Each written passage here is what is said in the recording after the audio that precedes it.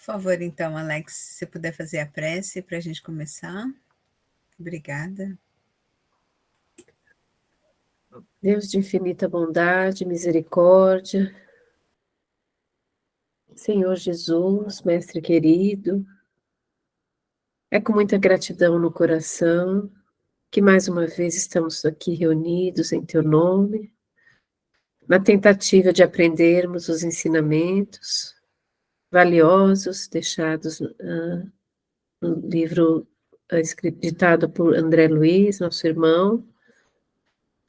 Dai-nos a Tua guia, a Tua direção, brilha a Tua luz sobre nós, para que consigamos compreender cada vez mais esses ensinamentos, aplicá-los em nossas vidas diárias, nas situações que surgirão, e que nós não nos distanciemos deles durante a semana que se inicia after, depois do estudo, que nós possamos manter sempre a nossa mente elevada, vibrando elevadamente, e que possamos nos lembrar de cada ensinamento, surgindo a necessidade.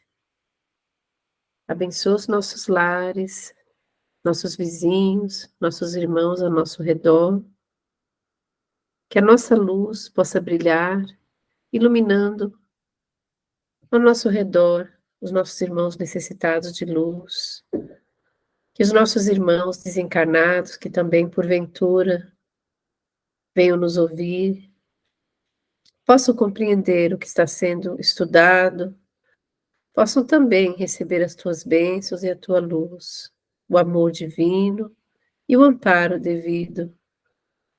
Oramos por todos os povos na terra, especialmente por aquelas regiões onde há conflitos, que a tua paz se faça no coração de cada ser humano, de cada homem, encarnado e desencarnado, que a tua luz ilumine as autoridades, para que possam chegar a um acordo de paz e tomar decisões que sejam boas e retas. Abençoa os nossos irmãos que não podem estar conosco essa noite, que também recebam essa luz, esse amor e a tua paz onde quer que estejam.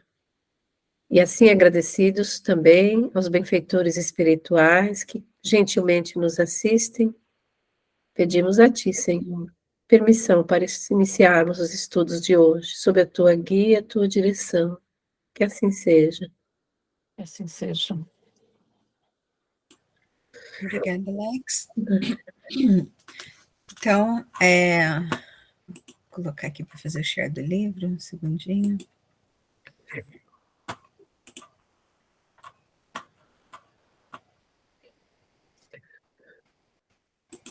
Conseguem ver? Se puder aumentar um pouquinho, fica melhor. Tá ótimo para mim. Então, eu acredito que vocês, pela mensagem lá no grupo, pararam aqui. Esse já é bem... tá certo isso? Pararam ali em seguida? A gente estava no final do capítulo 16, no final. É isso mesmo, são só essas linhas e já acaba o capítulo. Isso, exatamente. Então, o capítulo foi sobre a incorporação, né? E esse capítulo ele fala sobre o processo de psicofonia, onde um espírito desencarnado que trabalhava que era espírita quando encarnado, né? É levado ao grupo de reunião mediúnica que ele participava, e o médium que vai estar nessa reunião, que vai estar passando a psicofonia, horas antes da reunião tem problemas em casas, por problemas conjugais, onde o marido é alcoólico, e é demonstrado, né, o apoio espiritual que é recebido devido ao devotamento dessa médium. Então, só para acabar aqui esse capítulo, eu leio esse pedacinho, depois alguém, se quiser começar a ler o outro. Então, em seguida, fez algumas recomendações a amigos que ficaram na tenda de realização espiritual e falou: vamos-nos Vamo-nos.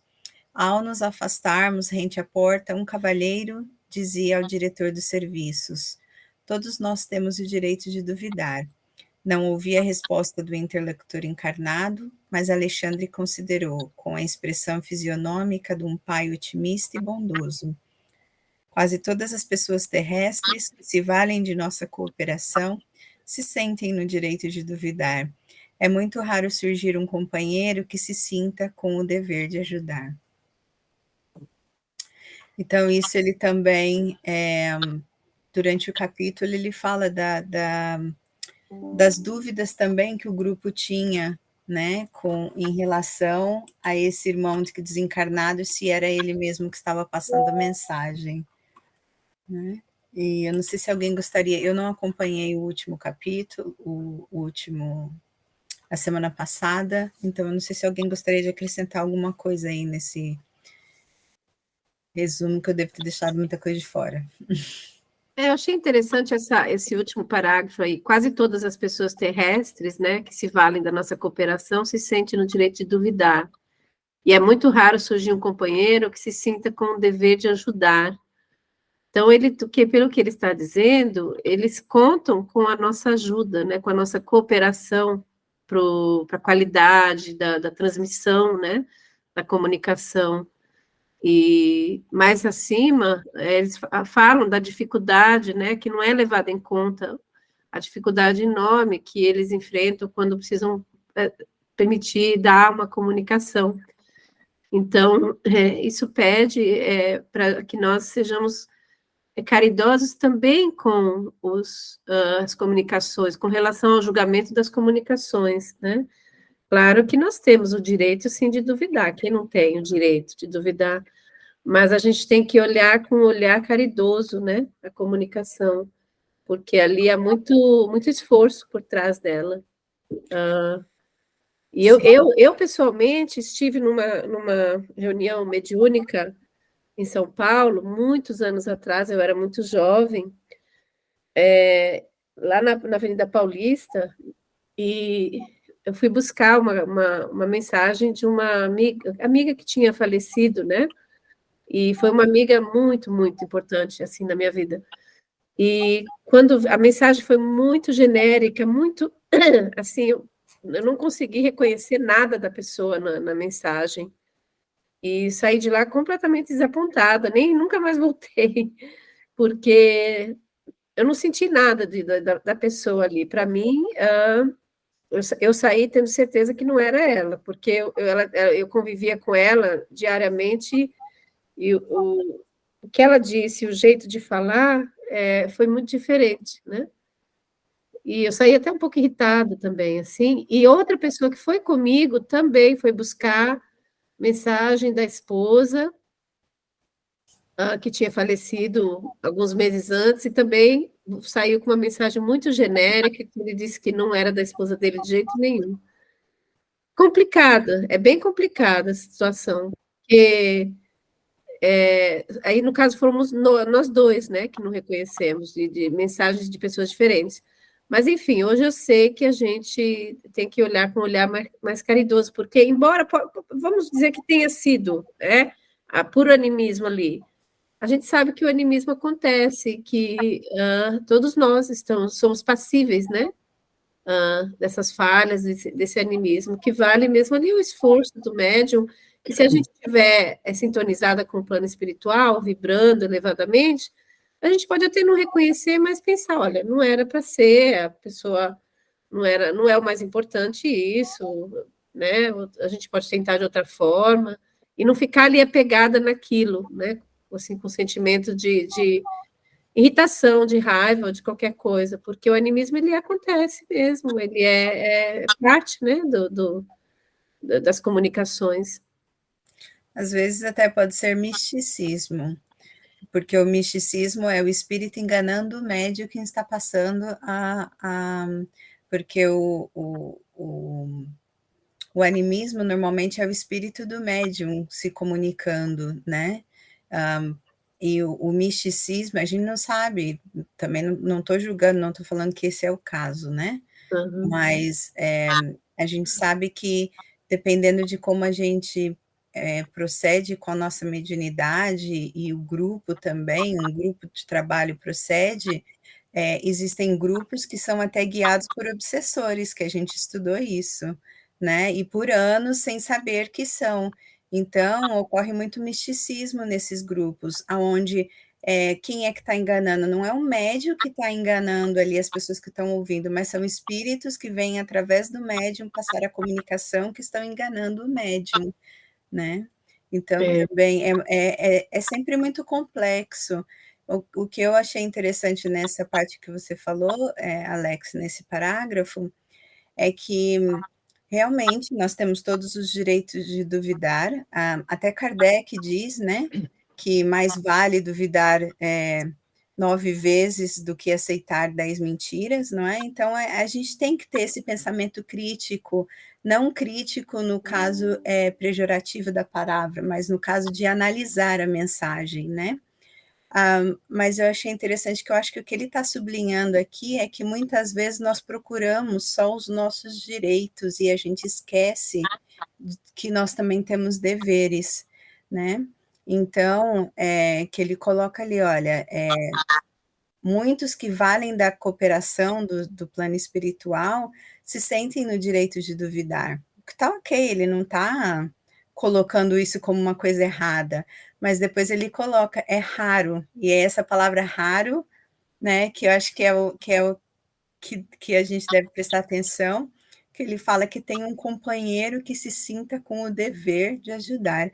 Então, acho que nesse sentido, a gente está sempre ali apegado nos nossos direitos e a gente esquece que a gente também tem dever. Não deveria ser raro, deveria ter um equilíbrio ali, né? Esse dever de ajudar, eu penso que seria, por exemplo, chegar lá e ficar vibrando em auxílio ao médium, para que ele consiga, né, passar uma comunicação mais genuína possível, vibrar auxiliando ao médico.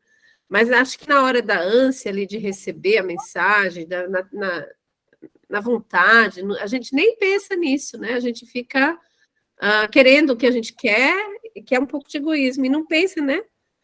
Que você deveria estar ajudando o médico ali, o médium vibrando por ele, dando todo o auxílio espiritual, de energético para ele conseguir fazer isso, né? Eu acredito que a Rafaela tinha levantado a mão. Quer falar alguma coisa, Rafaela? Sim, a minha opinião pessoal e experiência também. Quando a gente quer muito receber uma comunicação de um ente querido e a gente sabe que aquele dia talvez vai ter aquela comunicação, nós criamos uma vibração de carinho, de ansiedade, de doçura, de medo, de felicidade, de angústia, e todos esses sentimentos se mesclam devido a talvez um envolvimento intenso que nós tivemos com aquela pessoa que faleceu. Então, o trabalho da psicografia no mundo espiritual, quando eles sentem que essas emoções elas estão ali sendo geradas, o espírito que vai psicografar se perturba, pois ele sente a pessoa que ele ama ali esperando um recado, e ele não tem como comunicar face a face, porque ele já passou para o outro lado. Então a equipe espiritual vem, bloqueia certas vibrações do espírito, e o médium absorve o conteúdo e libera o conteúdo que deve ser solto, sem demonstrar, sem fazer ligações entre vibrações entre a pessoa que está esperando a mensagem e a pessoa que está psicografando e o espírito que está em contato. Ocorrem como se foram barreiras protetoras, porque senão o espírito, sem querer, ele vai ficar ligado àquele encarnado. E mesmo que ele esteja na colônia, ele começa a ouvir as vibrações mentais, ele começa a ouvir as vibrações da casa, ele começa a ouvir as vibrações da família, dos amigos que ele ama, porque não existe barreiras para o amor, para o carinho, para a saudade. Então, muitas vezes, quando nós formos a reuniões mediúnicas e nós sentimos que, peraí, não é a pessoa, isso não está certo, mas o conteúdo tá bom, podem ser essas barreiras que são colocadas para se tornar mais anímico do que completo. Então você não vai absorver a vibração daquele espírito por inteiro, ele está sendo guardado para não ocorrerem a ligação em excesso. Isso foi o que eu aprendi por ver psicografias, eu não li isso. Ok, obrigado, Rafa, por partilhar isso com a gente. Mais alguém gostaria de comentar? Não? Tudo bem? Então, vamos para as cenas do próximo capítulo? Eu só tenho uma dúvida, posso pô-la? Claro que pode, Elia. Eu não ouvi bem, porque eu caí, não sei porque caí. Não ouvi bem o que o Rafa disse, mas não faz mal também. Mas eu tenho uma dúvida, quando tu falaste no tal misticismo, eu acho que nós já lemos isso e estudámos, mas eu não me lembro. O que é que, o que é que, como é que se sabe que é místico? Eu estava colocando porque a Alexa estava falando do animismo, né? Nós estudamos aqui já acho que não foi aqui, foi na terça-feira, o misticismo e o animismo, né? Então, se calhar, já deixar para outra reunião, não é? Não, podemos falar sobre isso. O animismo, O animismo, desculpa, Thais, o animismo eu sei.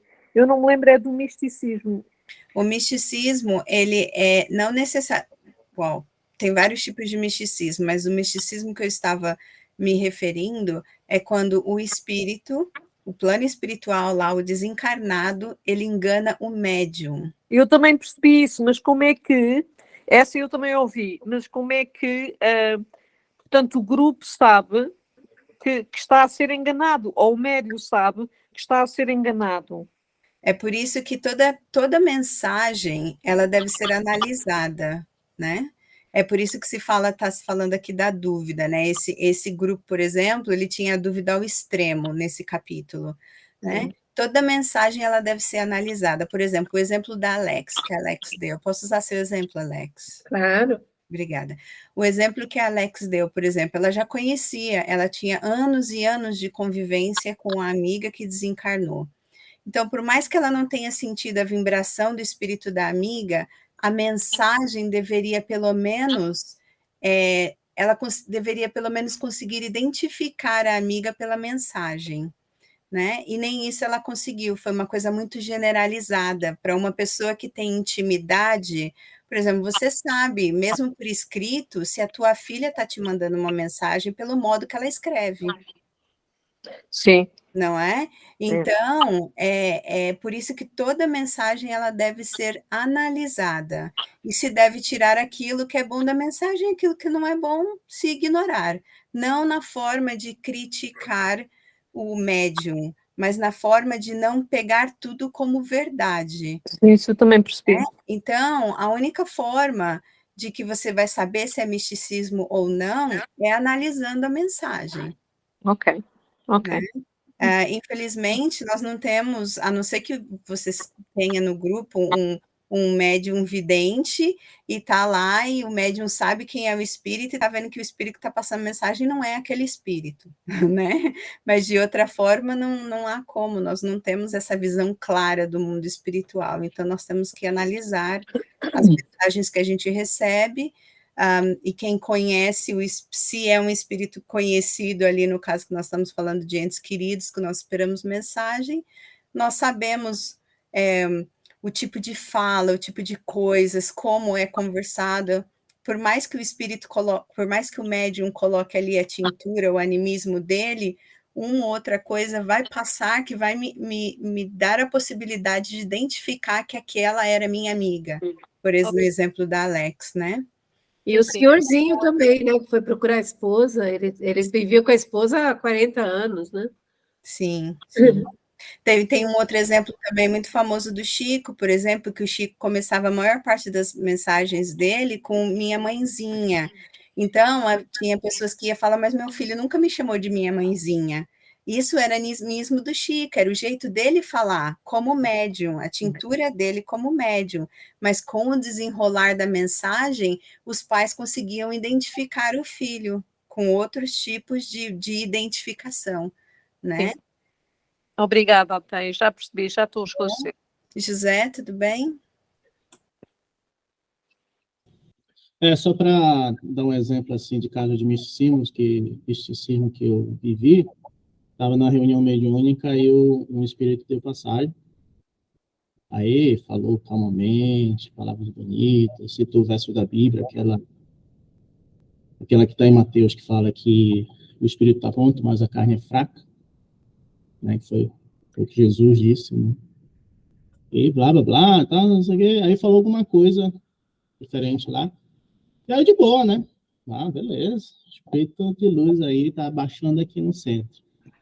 Aí, mas o doutrinador, meu amigo que estava à frente do trabalho, já percebeu que não era um espírito de luz, era um cara querendo perturbar o trabalho. E aí, o meu colega foi em cima, assim, falou, ó, você sabe que não é isso, Ele, assim, ele meio que já sabia que não era quem o espírito dizia que ser, né? Não era um trabalhador da seara do Cristo, assim, é o perturbador do trabalho.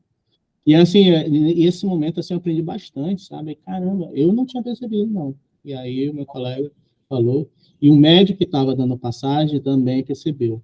Ele falou, olha, a energia era diferente, ele sabia, o médico ele sabia, e o doutrinador também sabia. Eu não sabia. E aí foi uma lição bem grande, assim, para mim, que aí ele explicou como fazer.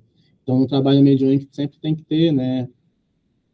É um trabalho sério, né, cara? Tem que estar preparado ali, dedicado, se preparar para que você tenha o coração aberto, a mente aberta, para que realmente você entre em sintonia com os trabalhadores da reunião mediúnica, né? E que não seja enganado, porque, assim, se você ler, não sei se vocês já tiveram a oportunidade de ler o Libertação, que é uma obra do André Luiz, ele fala lá dos magos negros, né? Bem pesado essa leitura. Bem pesado aquele livro.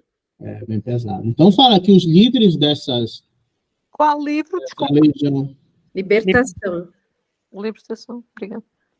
E nesse livro, o líder, né, o pessoal que ia atacar o centro era padre, era ex-padre, né? O Gregório, ele era ex-padre. Então, são pessoa altamente intelectualizada que conhecia profundamente a mensagem do Cristo e usava a mensagem do Cristo para, né, desvirtuar, né, a pessoa, né, falava em nome do Cristo para fazer o mal, né? Então, é difícil, gente. É usar a lógica e também o coração. Se o seu coração não tiver assim voltado para o bem, não tiver o que nessa passagem que Jesus fala que a carne é fraca, ele fala antes, né? Um verso antes, vigiar e orar. Vigiar e orar. Uhum. Para não cair em tentação, porque o espírito está pronto, mas a carne ainda é fraca. Esse livro a gente vai estar estudando daqui 2 livros, é o 6º livro da coleção do André Luiz. Próximo livro, Thaís. O próximo é Obreiros da Vida Eterna. Tá bom, obrigada. Tá bom? Obrigada, José. Um ótimo exemplo também. Tudo bem, Hélia? Tudo bem, Tá. bem. Então, vamos para o próximo capítulo, então, a doutrinação. Quem gostaria de ler para a gente? Eu posso ler, se ninguém quiser ler, eu leio, senão Obrigada. fique à vontade. Terminavam os trabalhos de uma das reuniões comuns de estudos evangélicos, quando uma entidade muito simpática acercou-se de nós, cumprimentando o meu instrutor, que respondeu com espontânea alegria. Tratava-se de mãe afetuosa que expôs, sem rebuços, as preocupações dolorosas que lhe assaltavam o espírito, solicitando o concurso valioso de Alexandre logo após as primeiras palavras. Ó, meu amigo, até hoje permaneço em luta com o meu infortunado marinho. Não obstante meus ardentes esforços, o pobrezinho continua prisioneiro dos poderes sombrios. Entretanto, esperançada agora em sua possível renovação, venho pedir-lhe a cooperação no serviço de auxílio à sua alma infeliz. Uma nova doutrinação? Interrogou o mentor solícito.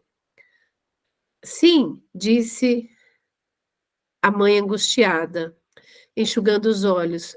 Já recorri a diversos amigos que colaboram na oficina de trabalhos espirituais, onde conheço a sua atuação de orientador, e todos se prontificaram a prestar-me concurso fraterno.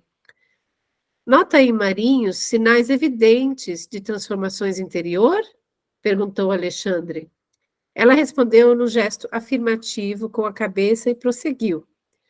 Há mais de 10 anos procuro dissuadi-lo do mau caminho, influenciando-o de maneira indireta. Por mais de uma vez, já o conduzi a situações de esclarecimento e iluminação. Sem resultado, como é de seu conhecimento.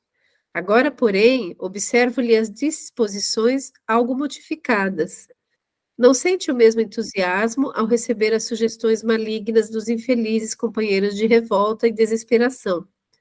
Sente inexprimível tédio na posição de desequilíbrio e, vezes diversa, tenho tido a satisfação de conduzi-lo à prece solitária, embora sem conseguir furtá-lo ao fundo de rebeldia. A venerável entidade imprimiu ligeira pausa à conversação, continuando em tom de súplica. Quem sabe terá chegado para ele o divino instante da luz íntima. Muito venho sofrendo por esse pobre filho, desviado da estrada reta, e é possível que o Senhor me conceda presentemente a graça de reintegrá-lo na senda do bem. Para esse fim, estou congregando as minhas afeições mais puras. Em seguida, fixando o mentor com estranho brilho nos olhos, implorou: ó Alexandre, conto com o seu apoio decisivo. Preciso trabalhar por Marinho, de cuja desventura me julgo culpada, até certo ponto. E confesso-lhe, meu amigo, que me sinto cansada, em profunda exaustão espiritual. Compreendo-a, exclamou o interlocutor, comovido. A luta incessante para arrebatar um coração amado, prisioneiro das trevas, dá para esgotar a qualquer um de nós. Tenha calma, porém. Se Marinho permanece agora entediado diante dos companheiros e de criminoso desvio, então será fácil ajudar-lhe o espírito recolocando-o no caminho da verdadeira elevação. De outro modo, não me abalançaria ao concurso ativo. Confie em nossa tarefa e façamos por ele quanto estiver ao alcance de nossas possibilidades. Tudo está pronto no campo preparatório? Sim, elucidou a respeitável matrona desencarnada. Alguns amigos me auxiliarão a trazê-lo, enquanto outros se encarregarão de ajudar Otávia, encaminhando convenientemente o assunto no agrupamento. Pois bem, concluiu Alexandre atencioso, na noite aprazada estarei presente, cooperando a favor dele, quanto seja possível. Depois de comovedores agradecimentos, estávamos novamente a sós. Por que a doutrinação em ambiente dos encarnados? Indaguei. Semelhante medida é uma imposição no trabalho desse teor? Não, explicou o instrutor. Não é um recurso imprescindível. Temos variados agrupamentos de servidores do nosso plano, dedicados exclusivamente a esse gênero de auxílio. As atividades de regeneração em nossa colônia estão repletas de institutos consagrados à caridade fraternal, no setor de iluminação dos transviados. Os postos de socorro e as organizações de emergência nos diversos departamentos de nossas esferas de ação contam com avançados núcleos de serviço da mesma ordem. Em determinados casos, porém, a cooperação do magnetismo humano pode influir mais intensamente em benefício dos necessitados que se encontrem cativos das zonas de sensação, na crosta do mundo. Mesmo aí, contudo, a colaboração dos amigos terrenos, embora seja apreciável, não constitui fator absoluto e imprescindível, mas quando é possível e útil, valemo-nos do concurso de médios e doutrinadores humanos, não só para facilitar a solução desejada, senão também para proporcionar ensinamentos vivos aos companheiros envolvidos na carne, despertando-lhes o coração para a espiritualidade. Quer comentar um pouquinho, Alex, antes da gente continuar? Ou Então, alguém quer eu comentar? acho que o que ele está falando agora por último é aquilo que a gente sabe, né, que acontece nas reuniões mediúnicas. Além do choque anímico, que às vezes ajuda muito, como esses espíritos ainda estão em vibrações, como essas pessoas encarnadas estão com vibrações muito baixas, se utiliza, assim, os médios e os doutrinadores, né, que hoje não chama mais doutrinador, a palavra é outra hoje, Dialogador. dialogador, né, eles são usados como uma ponte, né, como, assim, um veículo, né, de maior aproximação. É mais fácil utilizar um encarnado para se aproximar do espírito do que diretamente um espírito elevado, de vibração muito elevada, né? Então, a gente age mais ou menos como, literalmente, uma ponte entre, né?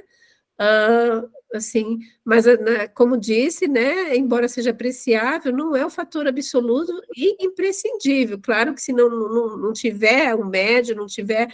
Os espíritos dão um jeito, né? Tem um plano B, com certeza, mas se existe, e contar com a cooperação dos encarnados é maravilhoso, porque ele disse que aí também instrui, ajuda, né? Os encarnados também têm ensinamentos vivos aos companheiros que estão envolvidos na carne, e aí vai despertando a espiritualidade. Então, a gente está pensando ali que está ajudando só, mas a gente está sendo muito ajudado também, mesmo quando a gente está servindo de ponte para um espírito que está numa vibração muito inferior. A gente ainda assim está sendo beneficiado naquela ocasião. Sim. Alguém mais quer comentar? Ou tá tudo bem? Ok, então prosseguimos. Quer continuar, Alex, por favor? Se alguém quiser, eu passo a bola, senão eu continuo. Tranquilo. Pode continuar, ninguém falou nada. Tá. O mentor Obrigada. fixou um sorriso e prosseguiu. Ajudando as entidades em desequilíbrio, ajudarão a si mesmos, né? Acabei de falar. Doutrinando, acabarão igualmente doutrinados. Incrível, né? Como realmente não existe nenhuma ação sem reação, tudo que bate e volta, né? Satisfeito com as elucidações? Tem uma dúvida, com licença. Hã? Estou com uma dúvida aqui, assim, o filho, ele está encarnado ou está desencarnado? Encarnado. Não, eu entendi que ele está desencarnado. Entendi que ele estava desencarnado. Eu estou achando que ele está encarnado. Não, eu entendi que ele estava encarnado. Agora fiquei na dúvida também, vamos prosseguir. Eu entendi que ele estava desencarnado, porque ele diz aqui que ele precisa do médium, porque ele ainda está muito cativo às zonas de sensação na crosta do mundo. Sabe, quando o espírito ainda está muito ligado à matéria, mesmo depois de desencarnado, e precisa desse choque químico? É verdade, olha, tem essa também. É Eu isso posso estar mesmo. enganada, vamos ver, vamos continuar. Não, eu acho que você está certa, eu acho que é isso mesmo. O mentor fixou um sorriso e prosseguiu, ajudando... já li essa parte. Satisfeitos com as elucidações recebidas, passei a considerar o caso pessoal da terna entidade que nos visitara, porque permaneceria num espírito iluminado em serviços consecutivos por alguém que se comprazia nas sombras. Seria justo acorrentar corações maternais a filhos impenitentes? Orientador, contudo, veio ao encontro de minhas interrogações, explicando. A delicada amiga que nos visitou é uma pobre mãe, em luta depois da morte física. A quem se refere na intercessão? Perguntei. A um filho que foi sacerdote na crosta. Sacerdote? Indaguei profundamente surpreendido. Sim, esclareceu Alexandre. Os desvios das almas que receberam tarefas de natureza religiosa são sempre mais graves. Existem padres que, contrariamente a todas as esperanças de nosso plano, se entregam completamente ao sentido literal dos ensinamentos da fé. Recebem os títulos sacerdotais como os médicos sem amor ao trabalho de curar, ou como os advogados que sem qualquer espécie de devotamento ao direito. Estimam os interesses imediatos, requisitam as honrarias humanas e, terminada a existência transitória, se encontram em doloroso fracasso da consciência. Habituados, porém, ao incenso dos altares e à submissão das almas encarnadas, não reconhece, na maioria das vezes, a própria falência e preferem o encastelamento na revolta lamentável, que os converte em gênios das sombras. Neste particular, acentuou o instrutor, modificando a inflexão de voz. Devemos reconhecer que semelhante condição neste lado da vida é a de todos os homens e mulheres de inteligência notável, com primores de cultura terrestre, mas desviados do verdadeiro caminho de elevação moral. Comumente, as pessoas mais sensíveis e cultas criam o mundo que lhes é peculiar e esperam furtar-se à lei do testemunho próprio no campo das virtudes edificantes.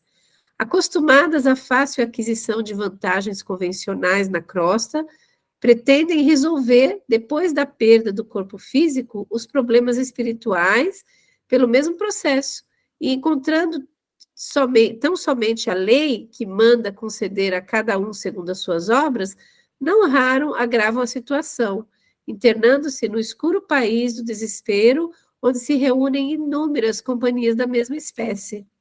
Ele está desencarnado, sim, né? Está claro. Dentre as criaturas dessa ordem, sobressai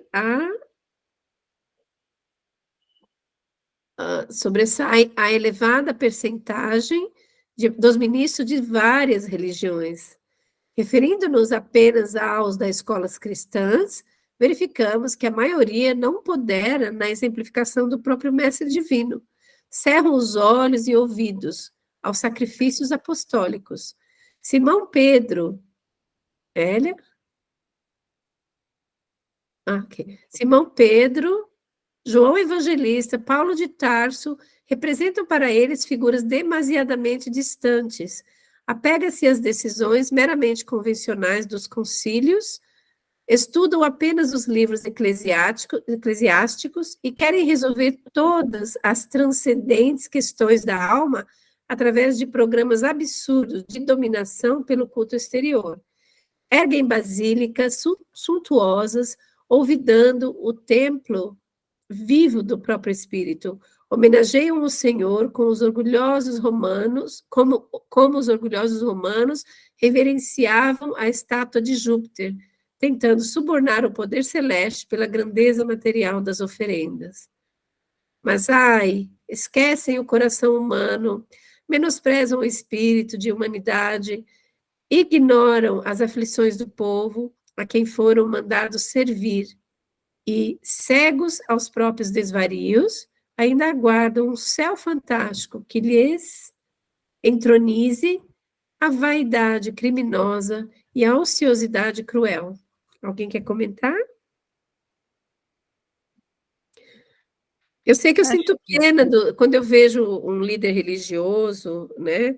Eu sinto pena, porque eu falo, meu Deus, a responsabilidade, né? O peso que esse espírito, que essa pessoa carrega nos ombros, eu espero que ele saiba o que ele esteja fazendo, porque, como Jesus disse, né? A quem muito será dado, muito será pedido, né? Então, eles vêm com essa missão de servir, de orientar, né? E quando eles se perdem no caminho, né, da ganância, do apego demasiado ao domínio, ao poder, eu fico com pena, porque, na verdade, eles não sabem o que eles esperam, né, depois. E você depois ter que dar conta de ter prejudicado tantas pessoas, tantas almas, iludido, né, enganado, é complicado, né? A situação espiritual deles é muito, muito triste no plano espiritual. Então, eu sempre olho assim, e eu sinto um pouco de pena por saber da responsabilidade que aquela pessoa carrega. Acho que, assim, falando assim mais no modo generalizado, né? Acho que no modo geral, né, aqui acho que ele está falando da fé viva, né, que muitas vezes a gente pode se concentrar muito na parte teórica, ou até mesmo no poder, como você falou, que aquele status te dá, né, se você está falando de um líder religioso, ou podemos estar falando de até mesmo de um status menos pomposo, como, por exemplo, um líder religioso, mas, por exemplo, uma pessoa que está à frente de um centro espírita, vamos dizer, ou um palestrante, que é dada ali ou um médium, por exemplo, nós temos, infelizmente, ali o caso de um médium de cura, que acabou usando aquele status que ele teve para fazer muito mal, né. Então, no geral, eh, a responsabilidade, porque quanto mais a gente vem de responsabilidade, como o Alex falou, mais nos será pedido também, né. E a vivência dessa fé, daquilo que a gente fala, daquilo que a gente está ali, se é um palestrante indo mundo afora fazer palestra, viver aquilo também, porque são tantos os casos que a gente, estuda falando sobre palestrantes que desencarnam e chegam lá e quase que não tem luz nenhuma, né, e aquele que ouvia a palestra dele tem mais luz do que ele, né, porque, o palestrante estava ali, estudava, era aquela inteligência intelectual, mas a moral, a aplicação daquilo que ele passava não existia, falo dele, falo dela, né. Então acho que é importante isso aqui, né, a responsabilidade que nos é dada, os dons, porque muitos de nós vemos com dons da fala, outro com aquela facilidade de fazer o outro nos ouvir, a facilidade da mediunidade, da cura, e como é que a gente está usando isso, né. Todos nós temos uma facilidade em algo, né, e como é que a gente está usando isso, né. Com certeza. No plano espiritual, não tem, não tem verniz. O verniz desaparece e a alma, ela se vê e é mostrada nua e crua, sem nenhum verniz. Tudo ali, não tem por baixo do pano, disfarce nenhum. Deve ser muito difícil. Deve ser muito difícil. É transparent, né, transparente. Rafaela? Pode falar. Eu só queria colocar aqui, a gente, eu acho que a colocação do livro ela é super precisa, né? Pela forma como ela é descrita lá naquele caso, de o que é a fé cega em uma igreja que não consegue ver além do que deve ser visto. Porém, eu acho que você mencionou, a gente não deve generalizar, que muitas igrejas por aí, mesmo elas fazendo cobranças financeiras ou coisas assim, elas ainda assim, elas vibram o amor divino, elas vibram a promessa divina, elas vibram Jesus vivo, e elas vibram a paz.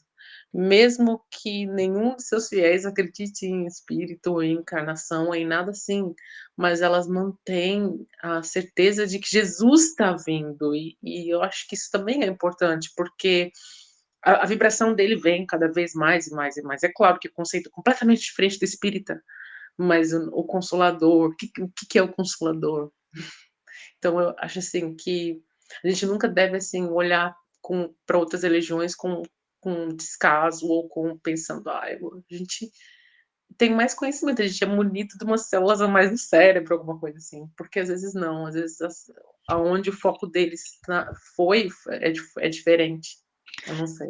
Com certeza, Rafa, e acho que a gente também não pode esquecer que essa não é a nossa primeira reencarnação, então quantos de nós já não passamos por várias religiões, e até mesmo por religiões nenhumas, né. Então a gente também, tem que ter respeito, e foi o que você falou, não é porque não é espírita que não tem fé, não é porque não é espírita que não está vivendo até mesmo a religião do futuro não vai ser a espírita, católica, evangélica, a religião do futuro é o amor e a fraternidade, onde essa separação já não vai mais existir, né? Então, e é por isso que eu falei no modo generalizado, não só que ele dá um exemplo, e acredito que ele também não fez isso para apontar o dedo a padres, foi o exemplo que é o da história, mas a todos nós cabe essa atenção, né? Como é que nós estamos usando a nossa palavra, se esse é o nosso dom, os nossos gestos, a nossa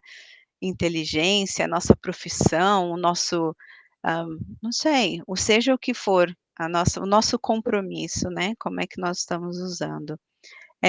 O José, quer falar alguma coisa, José? Depois a gente volta para a Hélia. Sim, gostaria. Por favor. Não estão me vendo aí? Estamos. Não, eu me lembrei novamente o livro da libertação. Esse livro marcou bastante, porque tocou bastante assim, a minha alma, esse livro. E eu lembro também que, assim, esses livros do André Luiz, eu acho que o nosso lar a primeira edição foi em 1945, 46, então, na metade do século XX, e o Brasil era um país muito católico, né? Então, quase não tinha espiritismo, eu acho. Também o protestantismo também não era tão, não tinha expandido tanto. Então, assim, os casos que é relatado pelo André Luiz são de pessoas que viveram naquela época, né? E a maioria daquelas pessoas que viveram naquela época eram católicos, né? Então, acho que por isso que muitos casos, né, de pessoas relatadas no livro do André Luiz são, quando tocam esse assunto religião, é católico, mas não quer dizer que os católicos não. E aí me lembrei de uma cena, eu queria falar duas coisas. Eu lembrei de uma cena da libertação que fala como que é o plano espiritual durante a missa, como que é bonito ali, quando a hóstia é consagrada, né? E quando alguém comunga, né? E mostra de uma senhora que comunga, quando toca na língua da senhora que recebe a comunhão, que recebe a hóstia, aparece um ponto de luz e essa luz desce ali no corpo dela, vai até o coração e do coração expande luz. Então, assim, é uma cena muito bonita, assim, muito, muito tocante. E o Padre Pio, ele fala que, poxa, se as pessoas soubessem o que acontece no plano espiritual durante a missa, os católicos não perderiam nenhuma missa e não iam querer sair depois da missa, porque é um negócio maravilhoso que acontece durante a missa. E aí, esse é o primeiro ponto que eu queria falar. O segundo ponto é com relação, assim, como eu falei, como os livros do Chico Xavier são do século XX, né? Então, começa ali na metade do século XX, eu não sei qual foi o último livro que ele escreveu. Ele morreu em 2022, então ele deve ter parado de escrever antes de 2000. Eu li o livro, não sei se eu já comentei aqui, o livro Reencarnação, que foi escrito por Jairo Avelar. Ele foi escrito em 2008. E aí ele fala de nós espíritas. Os que dão mais trabalho no plano espiritual são os espíritas, né? Porque, assim, gente, como ser humano, né, nós humanos, à medida que conhecimento é poder, né? Então, quanto mais estudamos, mais poder temos. E, assim, o poder, se você não for, assim, tiver voltado com Deus, acaba se deixando seduzir por esse poder. Então, é o que acontece, né? Muitas pessoas que têm muito conhecimento acabam assim, sendo arrogantes, é difícil, né? Eu falo por mim, eu estou na academia, né? Então, eu vejo, assim, muitos professores que conhecem muito e eu vejo isso acontecendo, né? E aí eu peço a Deus que, se eu me tornar professor, eu tenha os olhos voltados para Deus, para que eu não me torne assim, né? Que não deixe, sempre coloque Deus à frente de tudo. E aí no livro Reencarnação ele fala de um dirigente do Centro Espírita que estava lá na colônia espiritual, que não é nosso lar, eu acho que é Maria, uma coisa assim, Casa de Maria. E aí eu lembro dessa cena porque ficou marcado na minha mente. O diretor espírita chegava lá e exigia quando que ele iria para o nosso lar. Porque ali onde ele estava, ele não deveria estar ali. E, cara, e a pessoa que foi atender ele, né, cara, foi assim, foi super super fraterno, super amistoso, fala, não, a gente está vendo isso, não se preocupe, você não gostaria de fazer nosso estudo, um estudo, sei lá, o ESG, né, o estudo sistemático da doutrina espírita, quer fazer o ESG, né? Não, isso eu já fiz, já dei vários cursos, não sei o quê, não, acho que a gente precisa trabalhar aqui, porque tem que mudar muita coisa, eu percebo que tem tantas coisas aqui que não estão certas, não estão alinhadas ali com a doutrina, não sei o quê, aí mostra ali, aí, meu Deus do céu, eu espero que quando estiver lá do outro lado, né, eu aprenda ali para não correr nesse erro também. Então, assim, é mais um caso assim que, cara, todas as religiões são boas, porque pelo menos a maioria, pelo menos as que eu conheço, né, falam de amor, de respeito à vida, respeito ao ser humano, respeito ao outro, e prega, né, a fraternidade. Então, se você viver aquela religião, você está seguindo os passos de Jesus. E aí os livros do André Luiz, do Chico, né? Não só do André Luiz, mas do Chico, assim, a maioria das vezes fala de católico, mas assim, tira de religião, é o ser humano. Então, o ser humano está inserido numa religião e acaba fazendo isso ou aquilo, e aí o André Luiz vem elucidar ali o que acontece conosco, né? É isso, gente. Desculpa aí ter tomado tempo. Isso nos lembra também a necessidade que a gente sempre fala da gente desenvolver as duas asas, né? Porque você falou que o saber é poder, né? Mas o desenvolvimento do intelecto e do moral, né? Senão a gente acaba caindo usando o saber como uma fonte de poder. E quando a gente desenvolve o moral, também a gente consegue encontrar esse equilíbrio, né? Onde a gente não deixa esse saber subir para a cabeça e a gente achar que é Deus, né? E voltando também ao o último exemplo que você deu, me lembrou o finalzinho do outro capítulo, onde a gente está sempre procurando os nossos direitos e esquece o dever. Então ele estava ali querendo o direito dele de ir para o nosso lar e esqueceu do dever dele, né? Hélia, quer falar alguma coisa?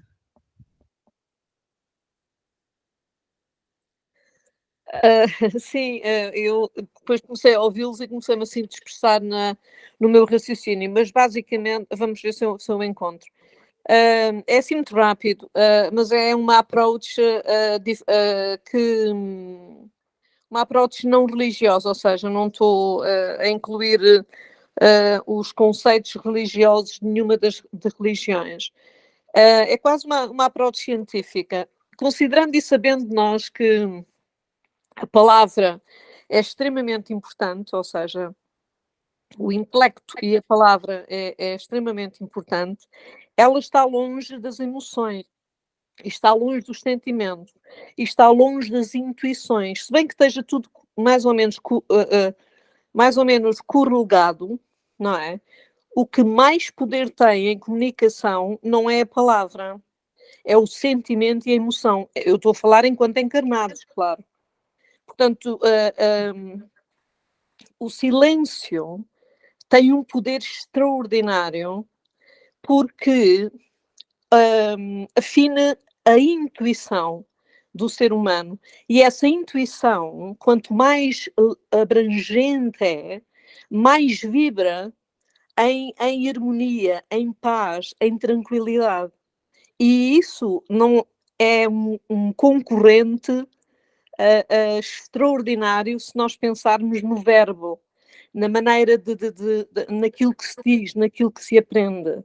A informação é muito importante, mas a pureza do sentimento, a pureza das comunicações, do sentimento, como é que se diz, micro e macrocósmico, é extremamente importante. E é isso, e é através, e é essa vibração que se movimenta, porque o nosso universo funciona por vibrações, não é? Energeticamente, não é? Tanto que o que eu tenho lido e aprendido no Espiritismo é que eles não conversam como nós a conversamos. Ou seja, é vibração, eles não se falam como nós, é a vibração que conecta, não é? Porque eles não têm sei lá, vibrando superiormente, são as conexões, não há necessidade da palavra. É a intenção, é o sentimento, é a luz que gera, que atrai e que identifica. Quando se fala muito, por mais coisas maravilhosas que esteja a dizer, perde-se muito a capacidade de fluir, de conectar com as realidades mais celestiais, mais puras, mais transcendentes, mais cristãs, mais budistas, não é? E isso é muito importante que nós não nos esqueçamos. E eu só vou dar aqui um exemplo da minha experiência, que acho que é interessante. Eu, quando comecei a estudar Espiritismo, fazia-me uma grande confusão como é que os palestrantes gritavam tanto. Eu, aliás, cheguei a contactar, a dizer isso à Alex, se ela se lembra, é que todos gritam, todos estão em agitação, todos falam muito, é tudo muito, é muito intelectual, é extremamente intelectual. E aí eu vou ter com o Zé, quando ele diz que, ele disse uma coisa muito interessante que me chamou a atenção, dessas vibrações das igrejas, que não têm muito a ver com a palavra, e o fato dos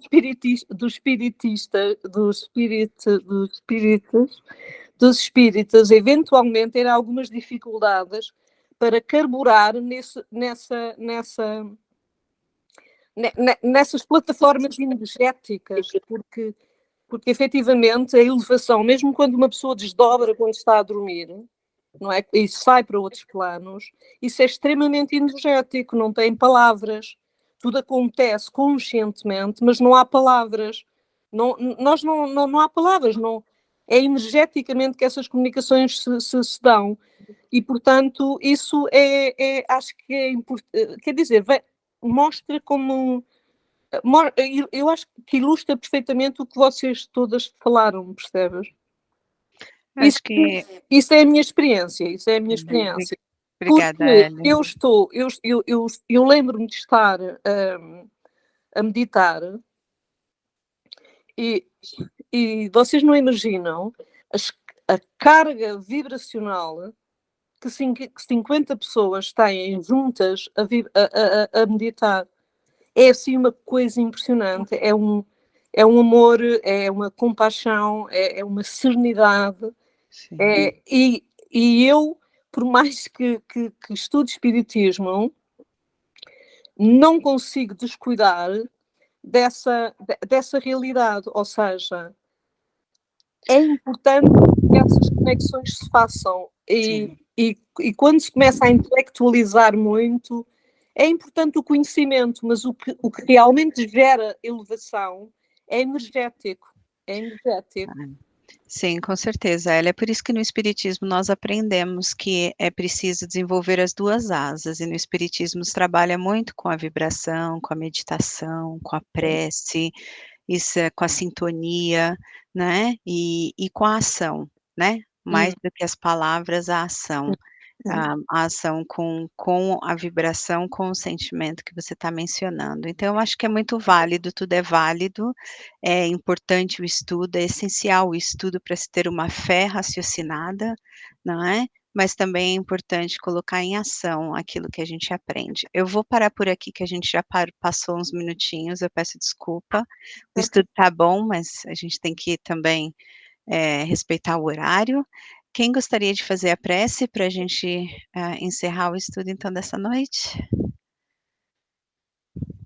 Eu vou fazer, então. Então, se pudermos ou quisermos fechar os nossos olhos, para elevarmos o nosso pensamento a Deus, Pai de amor, infinita misericórdia, e a Jesus, nosso querido irmão, nosso querido mestre, agradecendo a oportunidade de estarmos todos reunidos nesta plataforma, para estudarmos um pouco mais, para aprendermos um pouco mais e podermos, uns com os outros, discutirmos experiências, entendimentos, nos ajudando nessa caminhada. Que possamos, em nossos corações, sentirmos a necessidade de colocarmos em prática, de vivenciarmos aquilo que estudamos, aquilo que aprendemos, para que possamos, além de termos uma fé raciocinada, também uma fé viva. Vibremos também, neste momento, pelos nossos irmãos que não puderam estar conosco, que eles possam receber o nosso carinho, a nossa vibração de amor neste momento. Vibremos também por todos os nossos irmãos que se encontram em desespero, em angústia, em sofrimento, pelos países que se encontram em guerras, por todos os líderes religiosos, por todos os líderes de nações, que eles possam se abrir para a luz de Cristo, que eles possam se abrir para sentir em seus corações a necessidade do amor, da fraternidade, que eles possam relembrar dos seus compromissos antes de reencarnar e da responsabilidade que os é colocada para guiar um povo, para guiar uma nação a serviço de Deus. E assim, com um coração repleto de gratidão e de amor, pedimos a permissão para encerrar este estudo dessa noite e que possamos nos encontrar novamente na semana que vem. Que assim seja, Senhor. Amém. Amém. Seja. Amém. Eu vou só parar a gravação aqui. A Ariane está muito caladinha hoje.